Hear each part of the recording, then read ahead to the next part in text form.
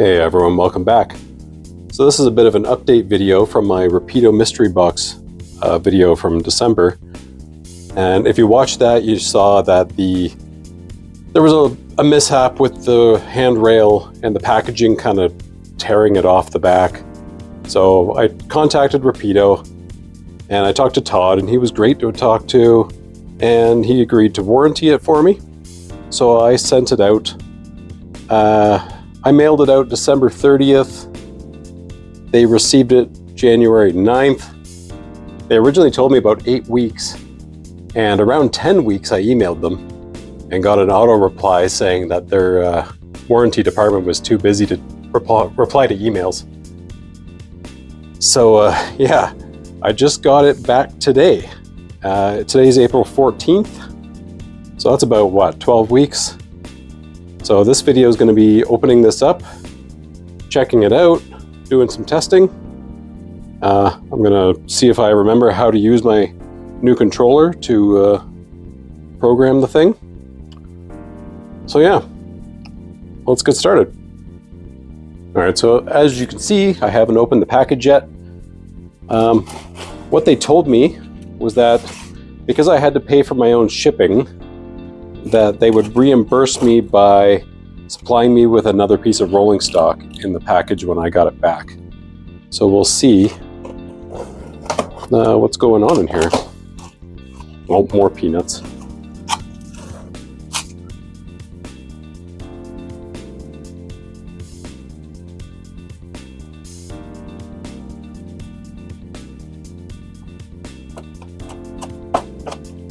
Cool, that's neat. What do we got here? There's our number. But yeah, we'll get that out of the box and test it out a bit.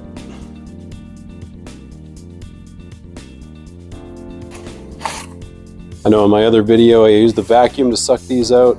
Vacuum's not handy right now, so just scoop them out by hand.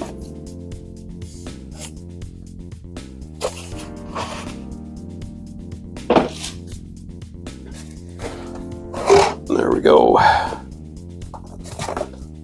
There's the H16. And if you didn't see the other video, that's what it is.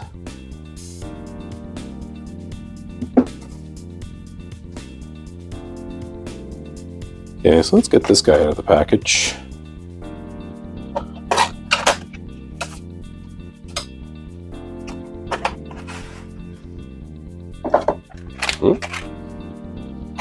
Got a little bag of extra parts.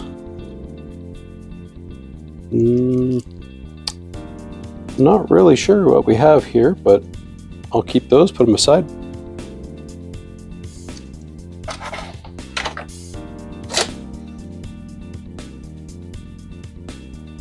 Just a bit of information about the actual tank car.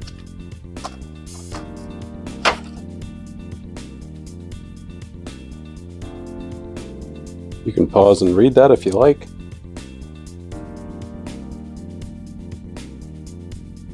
That's nice. It says in the little blurb there that these tank cars were produced in the 60s, which is nice. I thought this was more modern. But my layout is going to be probably set in the 80s. So this will be perfect. Good luck there. Hard to hold it without touching something very fragile. Yeah, let's get that on the track.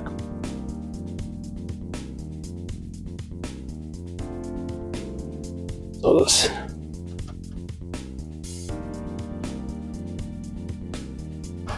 There we go. There, perfect. Well, let's get the engine out. Okay, let's pop this guy out and have a look.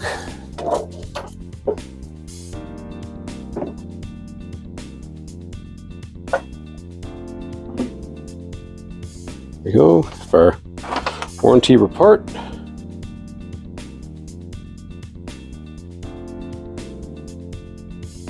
Awesome.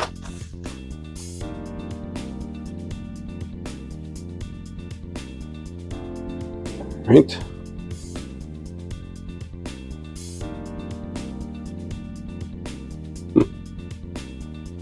It appears that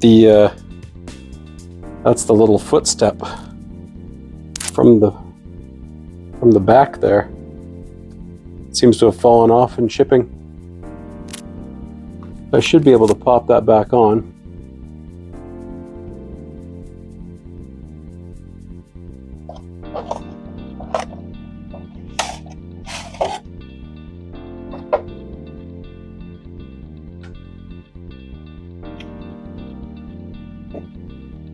Okay, nice and slow. Make sure this actually comes apart this time. Okay, good. Front one seems a little stuck. Yep, that was glued again to the body. There's a little bit of glue on the front there.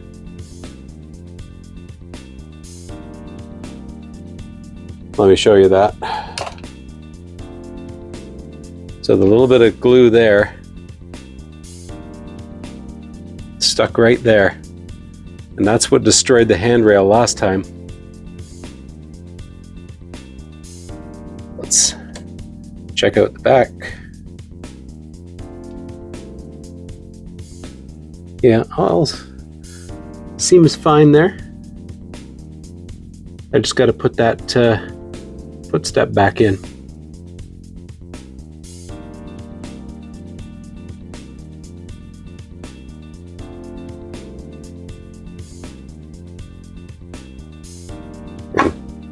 Try to get all these pieces of foam out without wrecking things.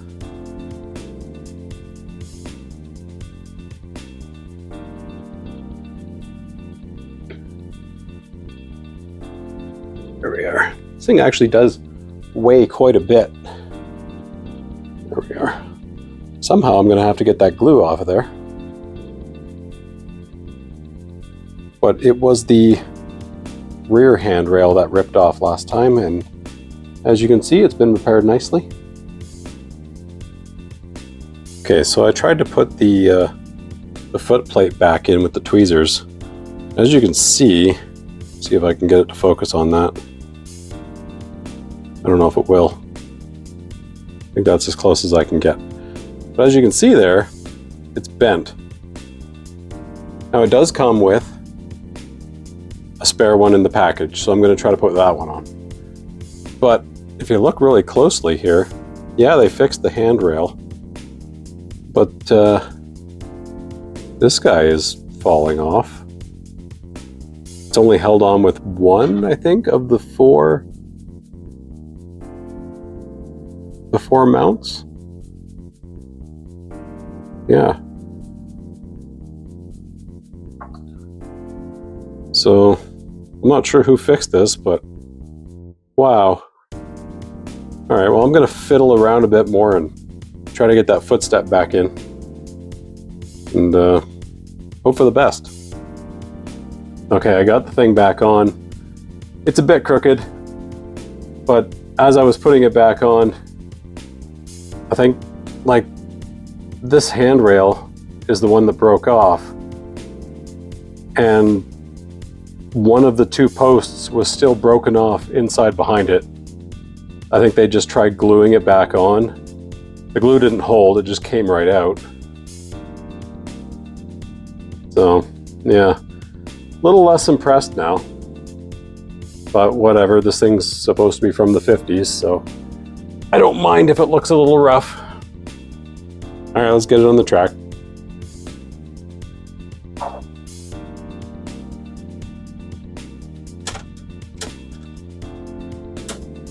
There we go. Perfect. I'm gonna have to separate this track so I can program it. Yep. Now let's see if I can remember how to do this now. So I believe go there, program track, address, and read address 3. Okay, so I'm going to program it to, let's make it the number that's on the cab. What is that? 2206. We'll go 2206. Okay, right. Perfect. And so now go into the edit menu, locomotives, pick the blank one, edit, and 128, address 2206.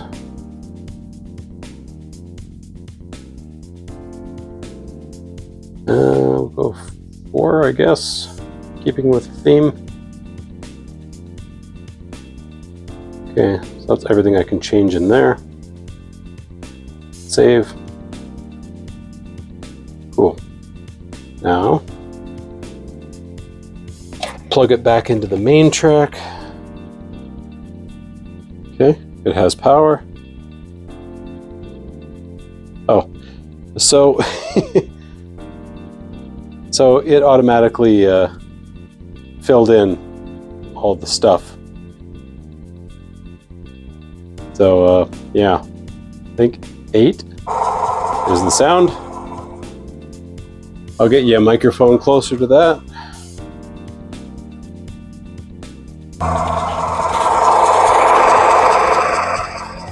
We'll reconnect this track.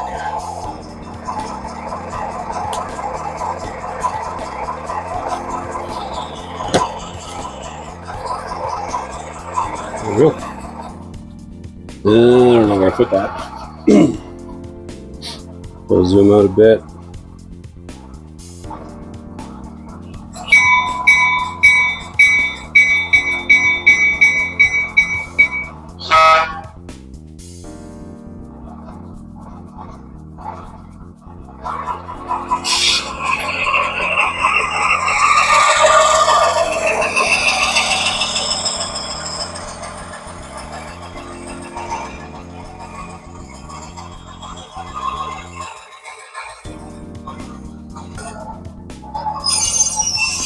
And I see when it auto-populated all the fields, it set it to 28 speed steps. So I'm going to go and change that again.